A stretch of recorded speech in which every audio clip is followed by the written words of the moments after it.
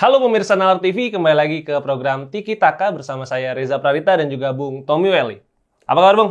Kabar baik dong. Sehat. Ya ini kabarnya tentu sedang baik-baik saja karena tengah mengikuti juga yang sedang hangat pastinya. Bung Apa tuh? Debat Capres pastinya. Ini kan semuanya kan mengikuti. Jadi harus sehat selalu agar kemudian kita nanti mengetahui harus memilih siapa tahun depan. Karena memang ini sudah tahunnya dan tahun 2024 bukan hanya jadi tahun pemilihan presiden. Tapi juga jadi tahun yang akan kemudian sangat penting untuk timnas Indonesia. Karena kita akan kembali untuk berlaga di Piala Asia setelah cukup lama kita absen. Tetapi memang dengan persiapan yang sudah semakin mepet, sudah H-30, ada kabar baik, ada kabar buruk yang datang untuk timnas Indonesia. Mungkin kita bakal bahas dari kabar baik dulu. Apa kabar baiknya adalah Justin Hubner ini sudah pasti bisa bermain di Piala Asia karena akhirnya sudah mengantungi KTP. Di mana memang untuk jadi pemain timnas Indonesia ini butuh KTP, tidak seperti angin yang tidak butuh KTP. Dan memang Justin Hubner ini akan memperdalam komposisi Indonesia di bagian back tengah khususnya. Dan ini kalau Bung Toel melihat seberapa berpengaruh datangnya Justin Hubner untuk kemudian timnas Indonesia di Piala Asia nanti. Kalau dia seorang Messi, ya pasti berpengaruh. Tapi kan dia bukan seorang Messi. Jadi Justin Hubner akan memberikan kedalaman skuad. Dia kan posisi belakang, center back, khususnya sebelah kiri. Berarti kalau bicara persaingan dengan Elkan Bagot tuh persaingannya kan. Dan dia juga generasi yang masih muda. Di atasnya kan generasi Jordi Amat, Sean Patinama, Sandy Walsh. Justin Hubner kan gelombangnya Ivar Jenner dengan Rafael Struijk. Jadi kalau bahwa itu kehadiran itu akan mengubah menjadi sebuah kekuatan, bukan itu. Kita harus melihatnya bahwa ini adalah menambah kedalaman. Dan kalau misalnya dilihat dari komposisinya sekarang, sebenarnya apakah Justin Hubner bisa langsung masuk ke susunan pemain inti atau mungkin untuk awal dia akan dari bench dulu, Bung Toel melihatnya? Sepertinya butuh penyesuaian, walaupun dia punya potensi karena ada di level yang bagus mainnya kan. Juga main di Premier League walaupun belum main, hanya sebagai cadangan waktu lawan Arsenal. Cadangan tidak main. Jadi saya pikir dia akan potensial untuk bisa bermain. Akan mengganggu posisi yang sekarang nyaman dipegang misalnya oleh Rizky Ridho sebelah kanan, Jordi Amat di tengah, dan Elkan Bagot. Jadi memang kedalaman juga kira penting ya. Akhirnya bertambah. Daya kompetisi di dalam tim ya. Ya untuk persaingan di dalam tim, cuman memang numpuknya di belakang ini. Iya. Dan kalau Justin Hubner ini kan udah fix bisa, Bung Toel. Nah dua pemain lain ini dikabarkan memang sudah nggak sempat ya. Jadi Jay Izes dari Venezia dan juga Nathan Chuaon dari Swansea City dipastikan memang kayaknya udah nggak mungkin. Bahkan Sinteyong juga udah bilang kayaknya dua-duanya nggak akan keburu buat didaftarin untuk Piala Asia. Ini kalau Bung Toel melihatnya apakah kemudian bisa mengubah plannya Sinteyong buat Piala Asia nanti? Kalau yang saya tahu didaftarkan sih tetap didaftarkan. Di 50 nama? Ya gitu loh. Sambil prosesnya mungkin paralel berjalan. Apakah di nanti menjelang Piala Asia tanggal 15-an itu akan selesai? Nah itu belum tahu. Apakah sudah selesai proses administrasinya gitu loh, secara hukumnya gitu kan. Nah itu kita belum tahu. Tetapi kalau namanya masuk. Jadi saya pikir semua yang disebutkan itu masuk, tapi nanti kita lihat di Januari. Apakah prosesnya selesai? Kalau prosesnya selesai berarti bisa masuk. Ya tapi walaupun prosesnya selesai kan dua nama terakhir itu juga secara fisik masih diragukan ya. Karena Jay Izes kan baru operasi juga. Kemudian Nathan Chuaon kita tahu di Swansea City juga belum banyak main ya setelah direkrut dari Excelsior. Jadi kita tunggu aja apakah dua pemain ini nantinya bisa main buat timnas Indonesia sebenarnya ya. Iya, jadi sebetulnya tinggal diambil keputusan aja. Kalau dengan segala pertimbangan itu ada faktor-faktor yang belum pasti, saya pikir ya pelatih harus ambil keputusan. Mana yang tersedia dan bisa full maksimal untuk dipakai di Piala Asia kan gitu. Ya, dan satu nama lain yang sebenarnya juga masih dikhawatirkan tidak bisa main adalah Hernando. Ini Bung Toel. Kita tahu Hernando di laga terakhir kualifikasi Piala Dunia udah bisa ngegeser Nadeo ketika lawan Filipina. Tapi situasi terakhir kemarin Hernando cedera ankle. Nah ini kan kondisi yang kemudian tidak menguntungkan bagi timnas Indonesia. Bagaimana Bung Toel kalau misalnya akhirnya Hernando tidak bisa bermain? Menurut Bung Toel siapa yang kemudian bisa menggantikannya? Apakah nanti balik lagi ke Nadeo? Atau mungkin Syahrul Trisna? Atau mungkin muncul nama-nama baru seperti Teja? Ya kan ada Nadeo, ada Hernando Ari, ada Syahrul, ada Reza gitu kan. Jadi semua udah didaftarkan. Saya pikir kondisinya akan dipantau dalam beberapa hari. Kalau masih memungkinkan ya tetap akan dibawa TC. Kalau menurut saya Hernando gitu loh. Karena positioning Nadeo dengan Hernando kuat lah. Sebagai pilihan pertama dan kedua gitu loh. Tapi kalau menurut Bung Toel sendiri, untuk sekarang posisi penjaga gawang yang kemudian paling settle untuk jadi penjaga gawang timnas senior siapa? Saya pikir masih Nadeo ya. Nadeo masih nomor 1. Hernando, tapi tidak terlalu jauh jaraknya. Jadi kalaupun ada apa-apa dengan Adeo, Hernando sudah siap menggantikannya. Ya karena kemudian secara kualitas tidak terlalu jauh berbeda. Tapi mungkin singgung dikit, Bung Toel. Banyak yang kemudian juga menginginkan sebenarnya naturalisasi di posisi penjaga gawang. Apakah ada kebutuhan di sana? Kalau bicara ingin, semua pun bisa. Semua posisi diisi juga bisa. 11, 15 pun bisa. Tapi pertanyaan besarnya, apakah itu adalah sebuah policy strategi kebijakan mengembangkan timnas? Kalau itu menjadi policy, bukan sekedar percepatan, bukan sekedar akselerasi, maka pertanyaan besarnya, buat apa kompetisi? Kompetisi buat apa? Hanya sekedar bancakan atau apa? Maka kalau lihat sepak bola, apalagi dalam kacamata federasi, PSSI itu harus lebih luas. Anda bisa kok, mau naturalisasi 11 naturalisasi, bisa. 15 bisa. Tapi pertanyaannya bukan soal pro, kontra, antri atau bukan. Tapi dalam konteks mengembangkan sepak bola nasional, mengembangkan timnas, apakah itu menjadi strategi, policy, atau hanya sekedar akselerasi?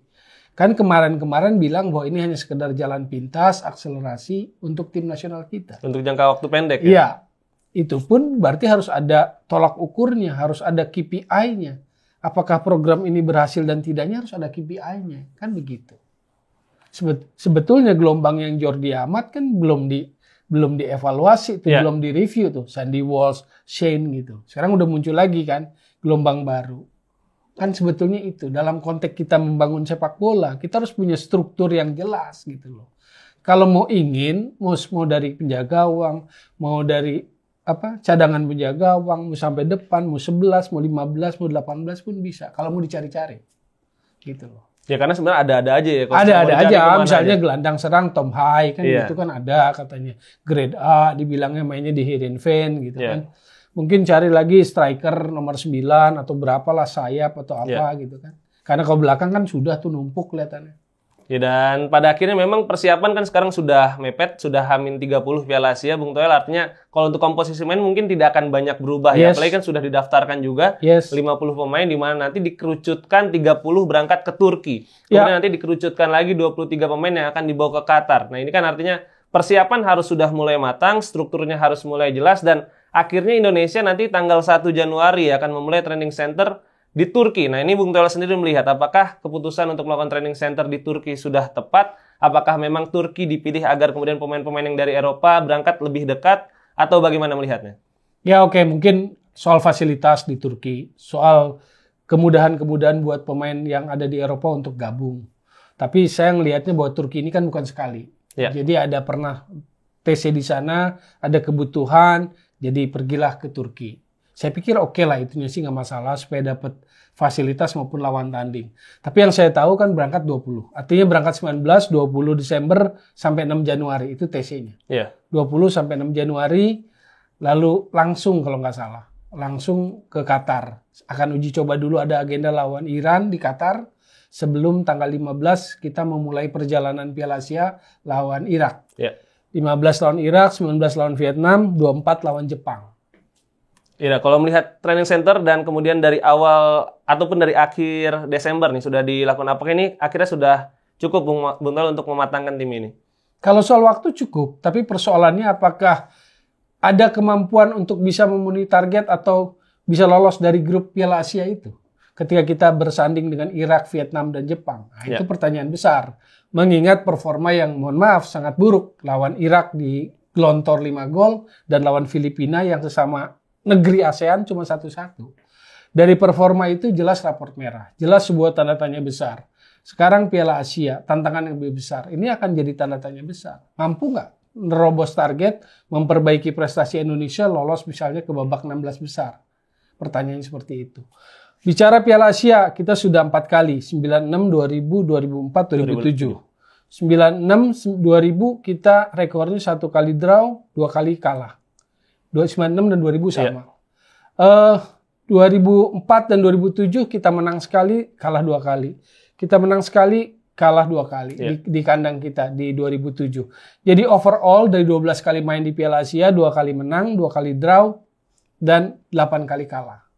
2 kali menang dari Qatar 2-1 dan Bahrain 2-1. Yang bikin gol Budi Sudarsono dan Ponario di 2004 lawan Qatar. Lawan Bahrain di 2007 di GBK yang bikin gol Budi Sudarsono dan Bambang Pamungkas. Nah, bisa nggak kita ambil menyamakan rekor itu? Bahwa ada kemenangan yang kita bisa ambil di Qatar, iya. Entah itu lawan Irak, Vietnam maupun Jepang. Ada kemenangan lagi. Karena sejauh ini rekornya baru 2 kali kemenangan. 1 kali di 2004, 1 kali di 2007. Artinya nggak usah muluk-muluk buat lolos grup dulu ya. Menyamai rekor menangnya dulu mungkin. Iya, tapi kalau targetnya Sinteyong kan level Asia lolos gitu loh. Harusnya. Walaupun sejauh ini kan pernyataan itu nggak ada konkretnya gitu loh. Dia bilang sudah level Asia tapi digelontor 5 gol sama Irak. Dia bilang sudah level Asia 1-1 lawan Filipina, ASEAN. Iya. Dia bilang butuh naturalisasi, sudah dikasih naturalisasi tetap begitu mainnya. Jadi sebetulnya Piala Asia ini menjadi sebuah gunung yang berat untuk didaki oleh timnas Indonesia. Ya, dan kalau kita bicara Piala Asia kan memang kita sudah lama, tapi kemudian kita kembali juga sebenarnya karena jumlahnya diperbanyak ya tahun ini. Ini yang membuat akhirnya kita juga akhirnya bisa kembali dan lalu kemudian jalurnya kan. Waktu jalurnya, itu kan setelah Simon McManamy dan Yen Tumena yang 5 kali kalah, ya. Akhirnya kan masuk Sinteyong. Benar. Lalu dapat jalur terakhir itu. Iya. Dan memang ketika kita sudah kembali juga tidak mudah ya Bung Toel. Karena ini akan jadi tantangan yang berat bagi timnas Indonesia. Tapi kalau Bung Toel melihat sendiri dari komposisi yang sekarang, mungkin kita bisa mengandai-ngandai 11 pemain terbaik untuk timnas. Mungkin formasinya dulu Bung Toel. Apakah idealnya Indonesia tetap dengan pola 3 back tengah seperti yang kita lakukan di kualifikasi Piala Dunia kemarin, atau mungkin balik ke 4 back sejajar? Oke, kita lihat lawan Irak kemarin, Sinteyong nggak berani kan? Iya. Nggak punya keberanian. Artinya main agak negatif. Iya. Karena dia main 5 back sebetulnya. Ya. 5-3-2 kan. Ya. Saya lihat kecenderungannya juga dia nggak akan tiba-tiba jadi berani sangat gimana di Qatar nanti lawan Irak dan Jepang. Jadi saya cenderung lawan Irak dan Jepang, Sinteyong masih akan pakai 5-3-2 yang sama. 5-3-2 formasinya. Ya. Artinya akan cenderung kuat dalam bertahan. Kuat bertahan lalu counter attack. Itu pun kalau kuat bertahan lawan Irak dan Jepang gitu loh. Lawan Vietnam yang mungkin bisa berubah formasinya. Apakah berani dia main dengan 4 back, 3-3, 4-3-3 atau gimana? Nah, ini sebetulnya yang perlu dilihat gitu loh dari kinerja performa Sinteyong. Kalau dia taktikalnya oke, dia ngelawan Irak, dia agak condong defense tapi nggak jalan toh. Yeah. Counter attack-nya nggak jalan. Bola lebih sering hilang gitu loh. Defensifnya juga nggak kuat-kuat amat. Jadi agak nanggung tuh. Dari kualifikasi yang kemarin, 2 pertandingan kemarin di November, semuanya serba tanggung. Maka akan jadi pertanyaan besar, tanda tanya besar di Piala Asia besok. Ya, apakah sudah dibenahi ya? Apakah sudah dievaluasi hal yang kemudian menjadi kesalahan kita sebelumnya ya? Iya, itu sebetulnya ada di pundak Sinteyong sekarang. Dengan segala macam klaim, dengan segala macam pencitraan yang dia bikin, ini saatnya Piala Asia besok pembuktian. Kalau nggak bisa ngebuktiin lagi, menurut saya sih apa yang sudah dikasih. Semua sudah dikasih. Naturalisasi dikasih. Dia bilang pemain lokal nggak cukup untuk level yang lebih tinggi, level Asia. Dia butuh naturalisasi, udah dikasih. Yeah. Dia bilang naturalisasi lebih membuat timnas Indonesia menakutkan, ternyata dihajar habis oleh Irak 5 gol. Oke. Jadi belum terbukti omongannya. Formasi 5-3-2 menurut Bung Toel tetap. Kiper?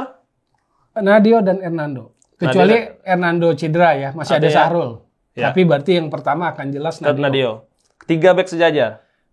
Rizky Ridho, Jordi Amat, Elkan Bagot. Kecuali dalam persiapannya Justin Hubner main bagus ya. Main lebih ini. Kuat dibandingkan 3 yang di depan itu. Jadi Elkan dan Justin Hubner menurut saya punya posisi 50-50 lah. Wing back kiri, wing back kanan. Ini juga salah satu yang paling dalam. Kalau cenderungnya bertahan lawan Irak, lawan Jepang akan Shane Patinama. Shane Patinama di kiri, ya. Kanan Asnawi tetap. Asnawi Mangkualam. Ya. Kemudian 3 poros gelandang di tengah. Ini yang masih ragu kan. McLeod, walaupun ada Sandy Walsh, tetap di defensive midfield yang paling kuat menurut saya sih. Tetap McLeod.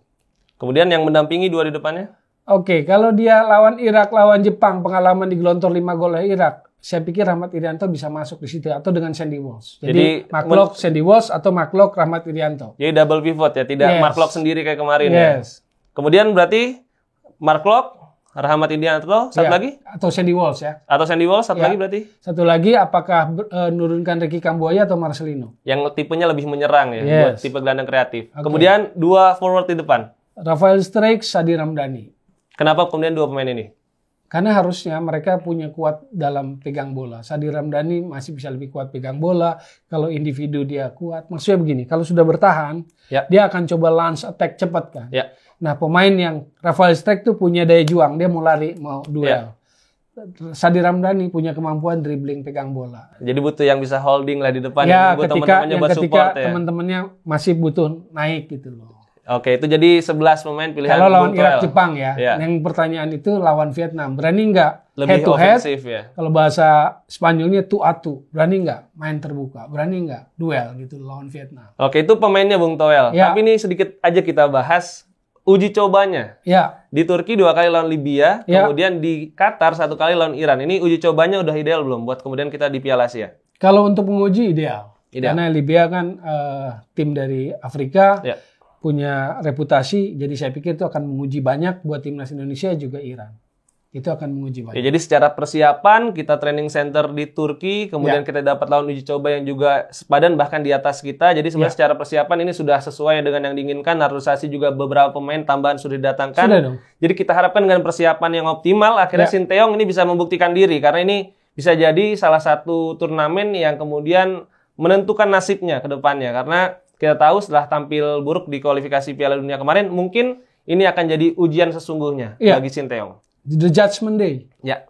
The Judgment Day buat Sinteyong. Dan tentu kita sebagai warga negara Indonesia pengennya sih yang terbaik buat timnas Indonesia dan kemudian para pemain dan staf pelatih harus membuktikan diri kalau memang kita sudah ada di track yang benar. Kita ada di track yang benar. Ya mudah-mudahan. Ya. Oke Bung Toel, terima kasih buat komentarnya, terima kasih buat prediksinya juga, terima kasih buat pemirsa Nalar TV yang juga sudah setia menyaksikan Tiki Taka. Kita berharap yang terbaik untuk timnas Indonesia di Piala Asia bulan depan. Kita juga tentunya berharap yang terbaik buat timnas Indonesia selama masa persiapan. Tidak ada lagi yang mendapatkan cedera selama masa persiapan. Jangan lupa juga untuk komen, like, dan juga subscribe Nalar TV khususnya di video ini. Berikan komentar terbaik Anda dan tentunya sampai jumpa di episode berikutnya.